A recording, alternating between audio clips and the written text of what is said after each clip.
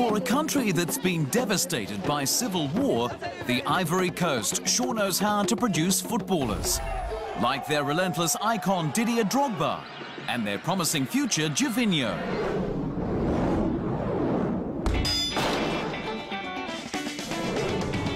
In 1978, Didier Yves Drogba Tebili was born in Abidjan, but spent time between the Ivory Coast with his parents and France with his uncle, who was a Ligue 2 player.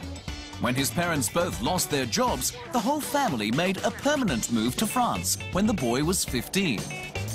Nicknamed Tito by his mother, Drogba had learned his skills on the streets and eventually found a team with semi-pro side Levallois. But despite his goal-scoring skills, he failed to stick with the top side, switching clubs so he could go to university to study accounting. Drogba clearly didn't do the maths right. He'd figured he would struggle to make it as a professional footballer and wanted a backup career. He switched to Ligue 2 club Le Mans, but battling injuries and hating his studies, Drogba's football was going nowhere. Until he and his wife Lala had their first son.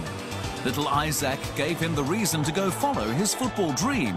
At 21, it was the turning point in his life. In 1987, Gervais Lombe Yao Kouassi was born in the Abidjan suburb of Anyama. From an early age, his flair and athleticism was apparent, and he was swooped up by the famous ASEC Abidjan Youth Academy. It was there that he adopted a Brazilian style of play, and in tribute, his teammates gave him the Brazilian-style nickname Gervinho. Gervinho left his homeland as an 18-year-old for Belgium, where he scored 14 goals in 61 matches for Beveren, before becoming the next great Ivory Coast footballer to join Le Mans. Lille was his next stop, where he led them to their first Ligue 1 title in 56 years. European giants were taking notice of the darting forward, but it was Arsenal that made the biggest bid.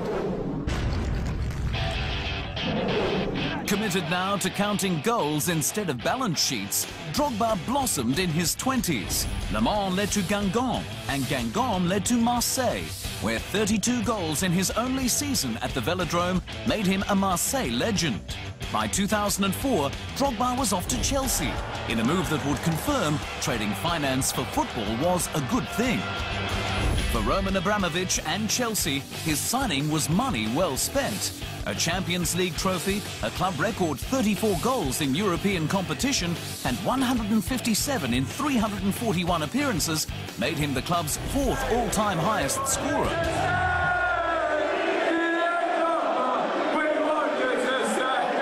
Drogba's Chelsea days were not without controversy.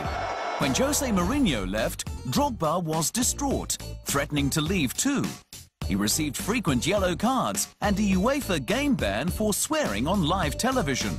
Rafael Benitez claimed to have a dossier on Drogba's diving, and he had a series of clashes with Manchester United defender Nemanja Vidic, the Serbian losing a tooth in one incident and Drogba being sent off for slapping Vidic in the 2008 Champions League final. But whenever he was called, Drogba did what he does best, score timely goals. So timely to the Blues supporters that he was voted by them as their greatest ever player. He's since been in China, where a heavily publicized stint with Shanghai Shenhua ended badly over payments, and on to Turkey with Galatasaray. But it's in Chelsea where he left his greatest legacy.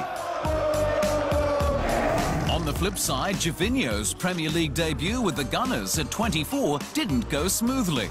A red card against Newcastle, but he's since cemented his place as one of their most dangerous threats on the wing. The Ivory Coast national team, or the Elephants, have suffered their fair share of disappointment and clearly haven't lived up to their reputation as the golden generation for Ivorian football. Drogba might be his nation's greatest player and captain, but age was no longer on his side by the 2012 African Cup of Nations. When he missed a penalty kick 15 minutes from time, Gervinho followed his lead in the penalty shootout, and the Elephants lost again. While he's only lived a handful of years there, Drogba loves his country and has been a crusader for peace and charity. His plea for peace prior to the 2006 World Cup led to a ceasefire in a 5-year civil war. Time magazine has labelled him one of the world's 100 most influential people, and he's a UN Goodwill Ambassador. Talk to people about peace. Try to bring people together. This I think I can do. He's donated a £3 million endorsement fee with Pepsi to the building of a hospital in his hometown, and a portion of his Chelsea signing fee to his first amateur club, Levallois. Like an elephant, Drogba never forgets.